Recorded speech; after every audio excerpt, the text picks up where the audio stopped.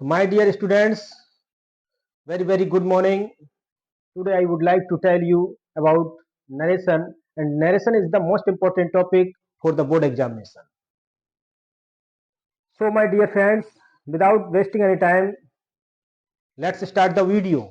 हम अपने आज की वीडियो का शुभारंभ करते हैं और यहाँ आपको हम नरेशन के बारे में बताएंगे कि नरेशन को हम हिंदी में कथन कहते हैं। सबसे पहले आपको नरेशन की जानकारी होनी चाहिए। नरेशन की जो का निर्माण है वो नैरेट शब्द से हुआ है। नैरेट शब्द से नरेशन का निर्माण हुआ और नैरेट का शाब्दिक अर्थ टू से या टू स्टेट होता है, जिसका मतलब कहना होता है। तो नरेशन का निर्माण नैरेट से हुआ और नैरेट का शाब्दिक अर्थ टू से या टू स्टेट अर्थात कहना होता है। नरेशन का समानार्थक शब्द स्टेटमेंट होता है। स्टेटमेंट होता है जिसका मतलब भी कथन होता है। नरेशन को दो भागों में डिवाइडेड किया गया।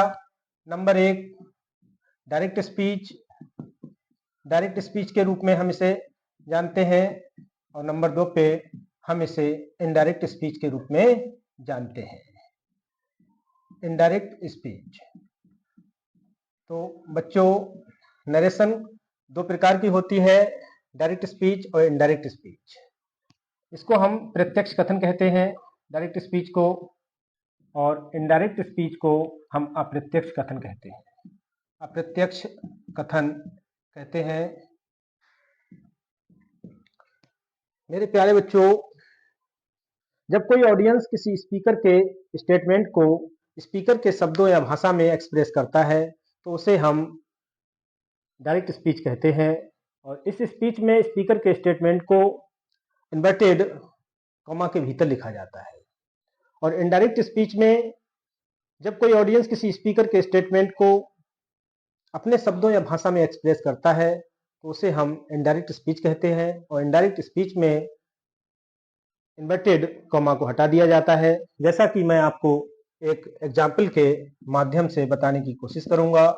यहाँ Ram said to me, comma inverted comma, I help you, I help you. यहाँ पे राम का ये स्टेटमेंट दिया गया है, राम ने ये स्टेटमेंट दिया है, राम ने मुझसे कहा आई हेल्प यू, मैं आपकी मदद करता हूं। तो ये स्टेटमेंट राम का है जिसे हमने इन्वर्टेड कॉमा के भीतर लिखा है। तो ये सेंटेंस हमारा डायरेक्ट स्पीच में है। ये सेंटेंस हमारा डायरेक्ट स्पीच में है। और डायरेक्ट से अगर हम इसका इनडायरेक्ट करें तो ये इनडायरेक्ट में राम तो सेड टू की जगह पे हम टोल्ड का प्रयोग करते हैं। Said to me, comma inverted comma की जगह पे हम दैट का प्रयोग करेंगे। आई फर्स्ट पर्सन का प्रोनाउन है जो कि नॉमिनेटिव केस में है, रिपोर्टिंग वर्ब के सब्जेक्ट के अकॉर्डिंग बदलेगा तो ही हो जाएगा। और यहाँ पे V1 वर्ब का इस्तेमाल हुआ है, प्रेजेंट सिंपल है, तो यहाँ पे V2 वर्ब आ जाएगी, हेल्प की सेकंड फॉर्म हेल्प्ड हो जाएगी। किस प्रकार से ये चेंजिंग हो रही है, यू सेकंड पर्सन का ऑब्जेक्टिव केस है, ऑब्जेक्ट के अकॉर्डिंग चेंज होगा, रिपोर्टिंग वर्ब के ऑब्जेक्ट से चेंज होता है, तो यू अपना प्लेस खाली करेगा और उसकी जगह पे यहाँ पे मी आएगा, ऑब्जेक्टिव केस में लिखा हुआ है। तो ये किस प्रकार से यहाँ पे पर्सन को चेंज किया जाता है, ये हम आपको पर्सन चेंज में सिखाएंगे और आपके लिए बताएंगे। तो दूसरा, डायरेक्ट स्पीच के दो भाग होते हैं। डायरेक्ट स्पीच के दो भाग होते हैं बच्चों। दो भाग कौन कौन से होंगे? दो भाग होते हैं,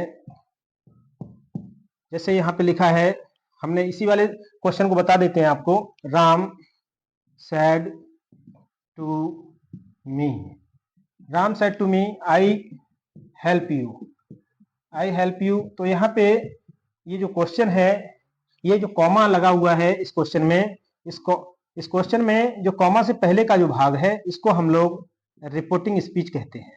रिपोर्टिंग स्पीच कहते हैं, रिपोर्टिंग स्पीच के नाम से जाना जाता है। और जो इन्वर्टेड कॉमा के अंदर जो घिरा हुआ है, ये इन्वर्टेड कॉमा के अंदर, इसको हम लोग रिपोर्टेड स्पीच कहते हैं।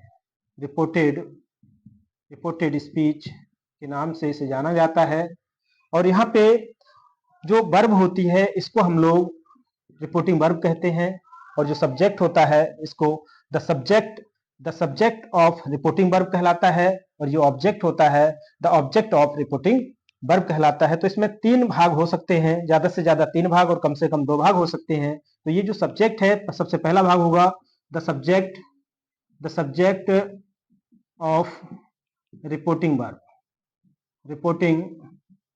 वर्ब, और दूसरा भाग हमारा होगा, सेकंड भाग स्वयं रिपोर्टिंग वर्ब का होता है, जो सेकंड नंबर पे होता है। ये फर्स्ट सब्जेक्ट होता है, ये आपका सेकंड वाला भाग रिपोर्टिंग वर्ब का होता है, ये थर्ड वाला भाग रिपोर्टिंग वर्ब का ऑब्जेक्ट होता है। तो ये रिपोर्टिंग वर्ब हो जाएगी, सेकंड नंबर पे रिपोर्टिंग वर्ब कहलाएगी, और थर्ड नंबर पे आपका जो भाग होगा the object of reporting verb कहलाता है, रिपोर्टिंग वर्ब। तो रिपोर्टिंग स्पीच में जो कॉमा से पहले का भाग है इसको रिपोर्टिंग स्पीच कहते हैं। रिपोर्टिंग स्पीच में कम से कम 2 भाग और ज्यादा से ज्यादा 3 भाग हो सकते हैं। तो 1 2 3, तो ये जो होता है ये रिपोर्टिंग वर्ब का सब्जेक्ट कहलाएगा, ये रिपोर्टिंग वर्ब कहलाएगी, और ये थर्ड वाला पार्ट है इसको हम लोग रिपोर्टिंग वर्ब का ऑब्जेक्ट कहते हैं। टू प्रेपोजिशन लगा हुआ है, और इधर जो ये कॉमा के अंदर है, इन्वर्टेड कॉमा के अंदर घिरा हुआ भाग है, इसको हम लोग रिपोर्टेड स्पीच कहते हैं। और रिपोर्टेड स्पीच में जो भी टेंस यूज होता है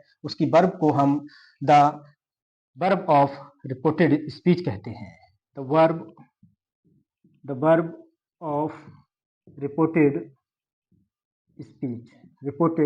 स्पीच के नाम से इसको जाना जाता है, the verb of reported speech. तो इस प्रकार से आप चाहें तो बच्चों इसका स्क्रीनशॉट ले सकते हैं, और मैं आपको एक बार फिर से पुनः बताने की कोशिश करूंगा। पहले आप इसका अच्छे से स्क्रीनशॉट ले लें और फिर मैं आपको बताता हूं। तो मेरे प्यारे बच्चों, जैसा कि मैंने आपको नरेशन के बारे में बताया कि नरेशन 2 प्रकार की होती है, डायरेक्ट स्पीच और इनडायरेक्ट स्पीच।